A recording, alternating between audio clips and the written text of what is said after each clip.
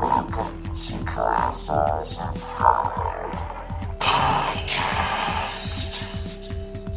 Hello and welcome to another installment of Colossals of Horror. This is episode 3, and I am your host, Darren Mitchell, along with my co-host, Lawrence Brown. So guys, grab that beer, pull the chair, and let's get this show started. Okay, well today we are going to be talking about the film House from 1986, the horror comedy film. And we first want to start off with, how we found the film. Obviously, it's been around for a long time. Yeah, I think it goes back to me though, because like I kind of brought it up. Darren never saw it. I saw it though. It was one of those movies that back in the day when you would go to Blockbuster and you would walk around just searching for hours and pretty much basing it off of a cover. I remember seeing this. I was 16, and I was with a bunch of friends. We had nothing to do, and I just looked at the cover and was like, well, this is going to be the crap B horror movie that we're watching tonight. Yeah. So got that, and I kind of forgot about it, though. And with doing the show now, we brought it back up. I kind of brought it up about maybe reviewing it, and then Darren watched it, and then I watched it, and now we're reviewing it. So now here we are. Yeah. So that's pretty much the background of our discovery of it. And actually, the film's really good, I think, in my opinion. I've watched it 3 times. Well, let's wait for that. You did watch it 3 times. I watched it 3 times in the last week. So yeah, I watched it just last night, and it was definitely, I did not remember half the stuff that happened to. I think I had a whole different idea. I thought the movie was, like you said, you introduced it as a horror comedy. Yeah. And I think I kind of thought of it as a very just strictly horror movie, which I definitely didn't remember it correctly. So yeah, but that's the beauty of finding a film again or again. Yeah, that's the fun of it. Just finding a movie that you realize and you're like, whoa, don't remember that at all. So that's how we kind of the discovery of the film. Just to go into a little bit about the film. Let's go into the plot summary. Well, I just want to give a little bit of the background of like the characters. Oh yeah, that's right. And stuff like that. It was directed by Steve Miner, and Steve Miner obviously is a pretty Plurific? I don't even know. Director. Let's not use words that we don't know how to use. Yeah, I guess I shouldn't use that. But he's known for he did Halloween H2O. Oh, really? He did Lake Placid. All the classics. Yeah, he did Warlock from I think that was '89. Yeah. And you might be surprised to know this, Lawrence, but he did Friday the 13th Part 2 and 3 as well. Okay, well that's props for that because Part 3 is actually the first one where he takes his mask off or finds the mask. I'm sorry. So all right. Yeah, Lawrence loves Friday the 13th movies, so I thought he'd like that. But as far as the characters, the main character is Roger Cobb. He's played by William Catt. Harold Gordon, his neighbor, is played by George Wendt. Which is Norm from Cheers. Norm from Cheers. Nice little surprise. So, yeah, I forgot he was in it when I watched it again. I was like, oh, that's Norm. And also, the whole time, he's still playing Norm from Cheers. Yeah, pretty much. Anne Elizabeth, which is Roger Cobb's aunt, who passes away in the film, is played by Susan French. The Sandy Witch, which is one of the monsters. Okay, I was like, what's that? One of the monsters is played by Peter Pitkovsky. I love it how they always name these characters, but they don't never announce the name in the movie. You know what I mean? Yeah. Well, that's what's funny because I watch even in Ginger Clown, it always says the random names. So they obviously while they're creating, they just think of these really crazy names just from the look of it, but you actually never know what it's called in the movie. So. Yeah. And then Big Ben in the movie is played by Richard Mull, and he's done a lot of underground horror things. Okay, I was going to ask because last time I was watching it, he looked really familiar, and I forgot to IMDb it. So. I did, and I didn't write down everything, but he's been in voiceovers in newer movies. Okay. He's done a lot of TV shows. I think he did Eureka. Oh, I've heard on Sci-Fi. Yeah, he did a lot of sci-fi stuff. But another movie that he's noted for is he was the abominable snowman in the Caveman movie from 1982. So that was another.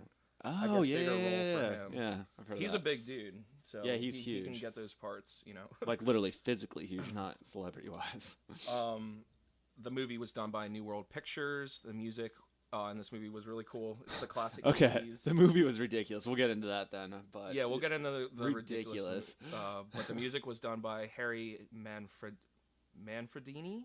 Okay. I guess he's done a lot actually in the 80s. Really? Yeah, he did a lot of scores in the 80s. Cinematography was Mac Alberg, and that's pretty much who worked on this. I tried to look up, and I was surprised I couldn't find it. Who did the monsters in it? Yeah, because we had a inkling that it might have been. We watched this documentary. What's the guy's name? I forget his name. I forget it too. But there's a documentary on Netflix about this guy who's like any horror movie you can think of from the 80s, 90s, even non-horror movies like with any kind of like what was it? Chronicles of Narnia. He did that. So any makeup effects in the last 20 years, usually put this guy to it more or less. I forget the name. He was the apprentice of. Gosh, I forget because the name of the movie isn't. Who did the stop motion stuff? That's a whole different movie. Yeah, but he was his apprentice originally. Oh. And that's how he kind of grew his company. I forget. Yeah. What it well, anyways, we don't know who it was, but we yeah. we thought it was him because it's a classic 80s like animation. So yeah. But all right, well, plot summary. Plot summary. This is a hard one to actually explain, kind of. Not. I mean, it's simplistic, but at the same time, they go into very different many storylines, yes. Kind of. Well, here's a basic breakdown on the movie. Roger Cobb is an author. I guess he was like a horror novelist, and kind of like a Stephen King, yeah. Kind of, yeah. And I guess he's on his downfall where he's trying to write it. He needs to write a new book. His publisher's up his butt about writing a new book. So the house itself is his aunt Elizabeth's house, and she passes away. Apparently committing suicide. Yeah, she not passes away. She hangs herself. She hangs herself. That's like the intro of the movie. You just see this woman hanging herself in this house, and you have no idea why. So yeah. So then he takes over. He's Roger Cobb is supposed to be divorcee or whatever. Yeah, he just got divorced recently. And should we go into the whole child thing? I guess. No, well, we'll get into that. But he basically. Takes over his aunt's house after she dies. He decides to seclude himself there to write his second book, or his next book. To quote him, he wants to be in solitude. He wants to be in solitude to write his next book. And that's where he runs into his neighbor, Harold Gordon. Well, also, too, sorry, man, but also, too, the book that he's writing, he's trying to kind of, I guess, go away from the horror stories, and he's writing autobiography, right? No? Well, yeah, he's writing about his experiences in Vietnam. Because he's an ex-Vietnam vet, so, yeah. Autobiography. Yeah, you're right. So yeah, he goes there to write this book, and that's where it kind of goes from horror movie to war movie in a way. So yeah, so yeah, his neighbor Norm. Well, it's basically the movie goes back and forth from him having flashbacks from Vietnam while he's trying to write this story, and but also too, it's when he moves into the house initially because like again his aunt dies. They bring him back, so they're thinking he wants to sell the house, kind of like, what do you call that when you do a giant sell, like everything in the house? Anyways, where you go sell everything that the person owns and stuff. So they're thinking he's coming back just to do that, and they're just expecting him to sell the house, but he ends up obviously wanting to stay. But they go into a whole story then how like the aunt always thought that the house was haunted, and she always talked about the house like having like ghosts around and just this like haunting. Well, the aunt was an artist, and like in the beginning they kind of see like her paintings before she died, and they're kind of like these weird surreal paintings or whatever. They almost look like Dolly to me. Paintings, a lot dollies, of them, yeah. And they kind of there's reasons for that you find. But I think we should go into the sun then too, because it is right at the beginning. So also too, at the very beginning, like he's there being the single guy about to move back into this house, and they show him keep calling the police, kind of like checking in, I guess, about more or less his son went missing while they were living at the aunt's house. And they never really go into like what happened. They show a scene where he's like outside with the kid, and then all of a sudden the kid's gone and a car kind of squeals away. But they never actually go into what happened. So well, they hear after the car squeals away, he hears his son like in the backyard. That's right, in a swimming pool and stuff. So he jumps in. So Roger Cobb jumps in the swimming pool to save his son because his son apparently can't swim. And when he goes under the water, his son is gone. Yeah, like, he's just not there. And this is at the aunt's house. So because they were living there or visiting or something. And that again, very very dominant flashback movie. Like they do a lot of flashbacks in this. Yeah, basically the movie goes between the Vietnam flashbacks and him just and then flashbacks to like the past with his son and stuff. Yeah. But anyway, so yeah, he starts writing the story, and then this is like when all the mayhem starts happening. Like he starts just having, again, it starts with the flashbacks of Vietnam, and then he also just starts seeing like all these ghoulish creatures throughout the house, and there's really no rhyme or reason for it either. It's just all of a sudden they start coming, like, and it's specifically this one closet, right? Yeah, well, yeah, it is. Yeah, which is the same room that the aunt hung herself, because I guess you're supposed to speculate that this is where the evil is coming from this one central area. So it's like almost like the gate to hell in a way. Yeah, yeah. It just kind of, I don't know. It's hard to explain like why the monsters are there. This is one of those things too where it's just the they house. Don't. Yeah, it's the house is haunted. House, there is no reason whatsoever. So the whole movie, like he doesn't even think anything about his son at this time. Like right now, all he's trying to prove is that like, am I crazy? Like because he never experienced this before being at his aunt's house. Mm-hmm. So like he starts seeing things and he goes out and buys a bunch of cameras and starts doing that whole thing because he wants to capture it just to prove to himself like I'm not crazy. Yeah. So. Well, that's what's weird. Like he keeps having these weird run-ins with his neighbor George Wendt, Norm, and eventually Norm like comes over and Roger Cobb talks to him and kind of gets him on board with there is definitely monsters in this house. Well, yeah, well, first of all, he's questioning like crazy. He thinks that the main character, what's his name, Roger Cobb. Yeah, Roger Cobb is just going crazy because he sees him outside like running out of his house in like army fatigues and like with guns and stuff because he's like in there being like trying to protect himself. So he ends up like just questioning him. He ends up actually calling the cops on him a few times. And his ex-wife. Yeah, and his ex-wife to like because he's like concerned about him. But then at one point he actually does witness it, and then from there it's just again insanity because then it's just like open book with Ghost. So yeah, it's weird because it's not like too overdone. I what do you mean with the Ghost? Yeah, I mean, like they're ridiculous '80s looking like prosthetic like faces. Oh well, let's go into that. Okay, well that pretty much sums up the plot because we don't want to give anything away or anything. But that's the plot. House. I mean, that's what it's called. House. Ghost. Yeah. And yeah, but there is a twist at the end which ends up being pretty cool. And it's almost like the house feeds off the fear of whatever you fear because I think that's why he has like the nightmares of Vietnam and that comes into play then at the end because he starts seeing ghosts from that as well. Yeah, the two worlds are his subconsciousnesses. They house they intermingle at some the point. House definitely feeds on your fears in it, but we won't go into any more because we don't want to ruin the ending. But let's go into that though. That's honestly this movie was probably because again it's a B horror movie, but the look of it's like awesome 80s like special effects for the time what they do, it's really cool and it's like really like dreamy and trippy what they do with this stuff too. Yeah, like even just like the silhouette of the house like up on the hill. Yep. It just gives that old school feel. I don't know, I just like I like even like the Addams Family movies, just like the old creepy looking house. But not even that, it almost gives off a vibe like the dream world, like in like Nightmare on Elm Street, like the little stuff they do. Like I'll give one example without giving anything away. Like at one point he just like looks away and then looks into his bathroom mirror and then it ends up just being a blank hole which he ends up climbing down into because like, I guess towards the end like a lot of entryways start opening up into this like I don't know if it's hell, I don't know what it is, but this ghost world because the first one's the door, but that's another. It's just a cool imagery of him just like he throws a rope over and just starts climbing down into this whole other world. So it definitely gives off a Nightmare on Elm Street if you've seen those, like just like the cool like dream world that they give, even though this isn't a dream, but it definitely gives off that vibe. Mm-hmm. So I guess we should cap it there. Yeah, I mean, about the movie itself. The movie itself is good, and the imagery is really cool, and it's definitely just like it's like a psychedelic Vietnam like war movie / horror movie. It's definitely a good film. So, want to go to the pros and cons? Or? Yeah, let's do that. Why don't you start?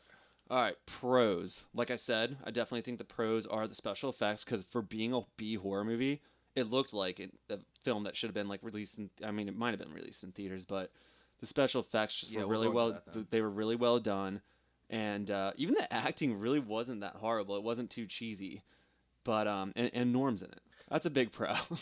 Okay, and I'll say my pros are I actually really like the acting. I thought it was a good 80s like movie. Yeah. There's just a certain quality to like the tonality and the way people like talk in the 80s. Oh wait, I have one more pro too. The shirt he wears throughout the entire movie, the giant deep V-neck sweater. Oh yeah. That goes down to his mid belly button. Yeah. It's like I don't know, it's just I just love the 80s itself. Yeah, so this movie is totally just wrapped up in the 80s. In my opinion, I don't know. I've just noticed like a lot of the good 80s movies they come out around 85, 86. Is that when was this 86? This was 86, okay. But just I don't know, like I feel like 82, 83, they're still a little too cheesy. Well, with this it's like this was like the peak of special effects horror. Like, Yeah, you know what I mean? that's Like what it that is. era or that decade. Yeah, so I'd say like a spread from like 84 to 80, 88. Yeah, it was the just top. great It was time the in top of the movies. game for special effects before it transferred to CGI. Where they were like, it was, and this movie too. Again, full of puppets. All the monsters are puppets, and you can tell, and it's freaking awesome. So, Yeah. all right, cons. So that's our pros. It was just a good all around fun movie from the 80s. Cons. What do you think? I'd say my one con would be, like I said, is that the story kind of just, there's a lot going on. Like, I think they could have done without so many like Vietnam flashbacks, because some of them, because you're not sure. Like towards the end, like I said, it ends up being the like house feeding on his nightmares and stuff about Vietnam. But at the beginning, it's almost just like you're like watching, like, am I watching Platoon or am I watching like a slasher film? You know what I mean? Like you're kind of confused what you're watching. So yeah, but I actually like that about it. I like that it was different. I mean, we watch a lot of horror movies, and it had a different. See, I don't think it was that different though. I think it was well done. I mean, it's the basic. I'm in a house. It's haunted. And it definitely, okay, the only way it's different is the comedy. It's definitely, like, because you go in thinking it's going to be this very haunted house, scary movie, but it's like a lot of the parts I was finding myself, like, just, like, laughing out loud. It was hilarious. See, I think they may have intended for it to be a little bit scarier than it was, because, I don't know. Intended to be scarier? Intended to be scarier and not funnier, maybe? I don't really? know. No, but I'm saying it was funnier, or more funny. Yeah, but have you seen House 2? There is a sequel to this movie. There's a couple, actually. I wouldn't see it. I started it and turned it off. Yeah, House Maybe 2 we'll review is that one supposed day. to be, like, just ridiculous. Yeah. And, like, even, like, the monsters in that one are, like chickens or something. Like, Yeah. they're not, like, monsters. But It's ridiculous. I just want to add another pro to this movie, because since I watched it a couple times, I really started to realize that the movie Insidious definitely bit this movie off, I think. What? I think Insidious definitely Just because of haunted took house? this angle. Just the son's missing in the alter universe. We just gave that away. Well, it's in I mean, you'll Spoiler see, alert. There's a little bit of a spoiler, but there's a Well, lot. we went into it, but yeah. When you see it and you watch Insidious, Oh, that's true. I never thought about There's a lot that. of similarities. That really, well, dude, you couldn't even say that about Poltergeist then.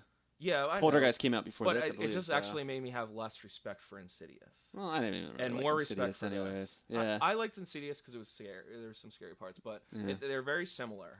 Okay, so any more cons or? Well, I didn't really say a con. I think for the con for this for me would be, the monster makeup was good, but there's a couple parts when it was just like totally overdone. Like, yeah, that'd be a pro and a con for me. Also, Yeah. I know I said the deep V sweater was a pro, but that's also a con in this movie. So yeah.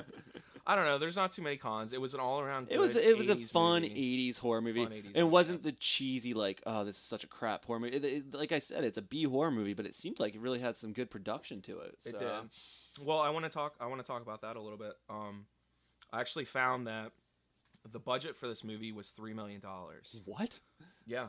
Wow. So, and I'm trying to think of the height of the 80s, 86. Well, dude, Halloween I think was made off of like 500,000. Oh, really? So that's a lot of money for Yeah, a but horror they didn't movie. have. I mean, not much happened in Halloween. But that's what I'm saying. But like, because that was a very underrated movie, so that's a lot of money for. Yeah, that's a what I'm horror thinking. movie. The budget was $3 million for this, and it grossed $22 million. Maybe this wasn't a B horror movie then. Maybe it became a B horror movie later on. Yeah, I think it has just like a cult following. Yeah. Because I mean, I think there's 4 house What? movies. I only knew about the second one. And actually, William Catt, Roger Cobb, who played in the first one, he's in the 4th one. Like he's not in the second one, he's not in the third one, but he comes back on the 4th one. Wait, he pulls a Jurassic Park and comes back for the cameo Yeah, in the third one or fourth one. Nice. So I don't know if I'll ever see the second, third, and fourth. I might watch the second just to say I did. But if we run out of ideas completely to review, then we'll start watching those for you. But, yeah. All right, let's So- go to. Are you done? Well, or- I just want to say one more thing. Okay, so it grossed $22 million. Just some notable awards or recognitions is in 1987, Richard Moll, who played Big Ben, and Kay Lentz, who played the Sandy Sandy Witch. Sinclair. No, she was the wife. Oh yeah, She was the the wife. actress. Yeah. They were nominated for Saturn Awards For this movie? for this movie, and director Steve Miner was nominated for International Fantasy Film Award. I could see for that. this movie as well. Yeah, So- it's definitely, again, that's another good word to put to this, like fantasy. It's very good fantasy. If you're into like, even like Legend and stuff, it just has a very cool fantasy world. Like I said, even with like Nightmare on Elm Street, it's just very fantasy horror. So, all right, let's go to the rating. 1 of 4. As you know, 1 is meaning it was completely horrible. Moving on up the scale to 4, where we think it was one of the best 80s horror movies we saw, or just best movies. What do you got? You want me to start it? Yeah. Actually, I'll just go for it. I know what I'm going to give it. I'm going to give it a 3. Okay. Not quite there, not quite perfect, but definitely up there. Like I said, great production, not horrible acting at all. Like you said, it was just a cool 80s horror movie. Not as good it's not the best 80s horror movie I've ever seen, but definitely up there. So I give it a 3. I think I'm going to agree. 3? I like it a lot. I like the movie a lot. I like he said, it was fun. It's just a good one to watch when you're. It's one of those things where it's something so little's missing, but you're not sure what. Yeah. So that's why I'm giving it a 3. Yeah, I mean the music was good, the acting was good. Oh my god, we didn't even go to that. The music in this movie is completely unexpected and completely ridiculous. Yeah. There's a scene where this guy's more or less cutting up a body. I'm not even gonna go into why. And all you hear is this Motown 50 song going on, and it's like the happiest song, and then this guy cutting up a body. It just comes out of nowhere. Another awesome 80s little point in the movie. I don't know. That's just why I love the 80s movies though, because the 80s movies could get away with stuff like that. Yeah, exactly. They could do that stuff, and it's like, dude, that's why the 80s is awesome. Yeah. So yeah. All right. Well, it looks like we've got three around the board. Well, I want to say, I just want to add one more thing that I found just by doing a little bit more research is Kane Hodder. Helped with the stunts in this movie, which everyone knows Kane Hodder was Jason in a few of the Jason or Friday the 13th movies. Well, I'll bump mine up to a 4 now then. Really? No, I'm kidding. Yeah. I was going to say, and I thought it was interesting because Steve Miner, directed the a couple of the Friday the 13th movies, so I'm sure he pulled that makes sense. I forgot you said that. So. Well, we don't do half points, but I would give it a 3.5 then for that. Just for that. So that was just another cool little thing that just kind of okay. All right. Well, we got the rating. We did House, and it's 3s all around. 3s all around. Yeah, all around meaning just us two, but we give it a 3. So it's one of those movies. If you see it on Netflix, definitely grab it, watch it. Or if you see it out somewhere, I would even buy it. Just if you're a big horror fan. I bought it. That's why I watched it 3 times. Well, I bought it on on Amazon or whatever.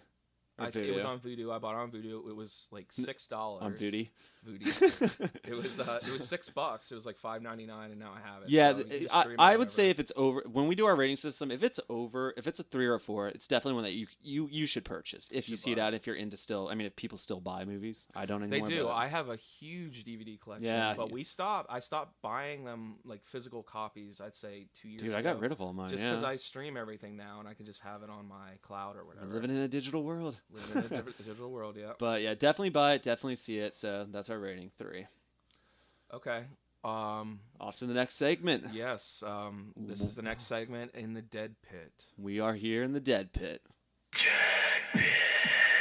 Okay, well, in the Dead Pit today, we are going to be discussing some films that have been redone. Yeah, we call it the reboot nowadays, Darren. The reboot. We're just going to focus on Evil Dead, just because we had a conversation about that. Yeah, because there's a lot we could go into, and we don't want to have this whole be another 20-minute segment. So right now we're just going to focus on Evil Dead, which I'm sure there'll be a lot of comments about this. So yeah.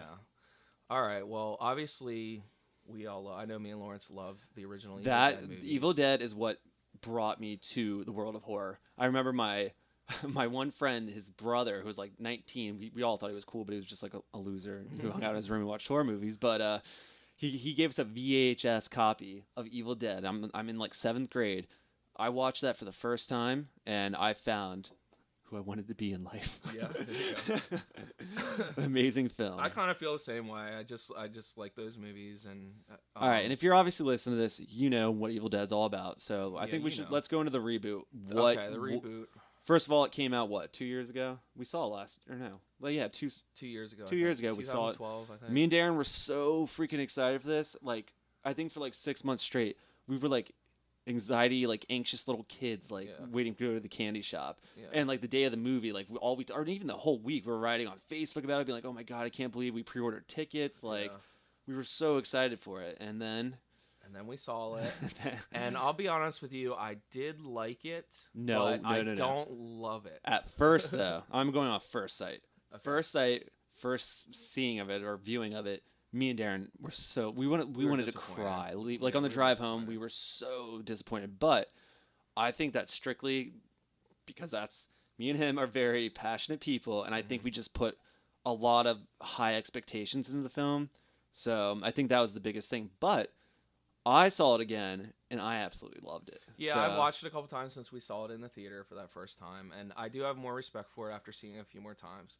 But I think it's just, for me, it was just hard to live up to the live up to the first movie. See, and that's where I differ, because this time, the first time I watched it as Evil Dead Reboot.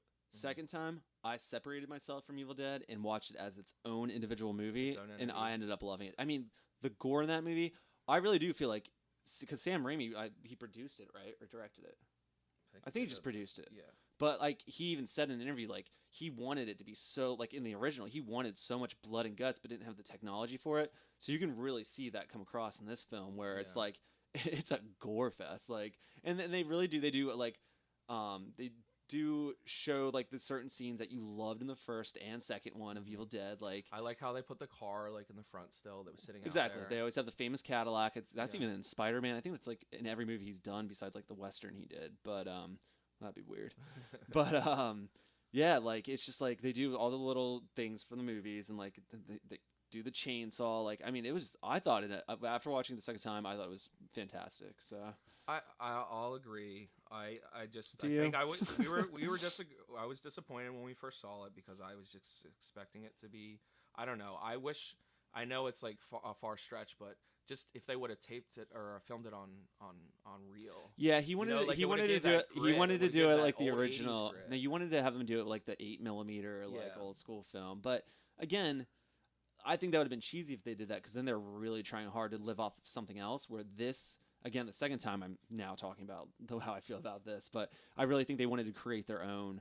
They wanted to create an Evil Dead for the new generation, because like, how many kids out there are gonna be like, I'm not gonna watch Evil Dead, like it's some old horror movie. So this is kind of like, for us, our generation, it's like, it's great, you know. But for a new generation, this is like their Evil Dead. So, all right, well, I mean, I can see that, but the one thing that I had trouble with was just the whole reason the kids were even there.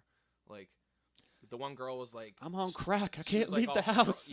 There's like one of the girls there was like the nurse that was like keeping the one girl there because she's withdrawing. That's true. Like, what friend? They didn't realize she was turning possessed because they just thought it was withdrawal. She was withdrawing, and it was just but that makes sense. That whole angle was cheesy. I would rather them not even have said that, and then them just being there, just because they were going away. But they needed to explain why they were keeping them there, and so, like, I think it's more real. They could have been more creative with how. I think that is creative though in a way, because think about it, nowadays, it's just like, oh, I have no cell phone reception up here in the mountains. Let's smoke weed and have sex, and it's just like, okay. Where they were actually having a reason, even though cheesy.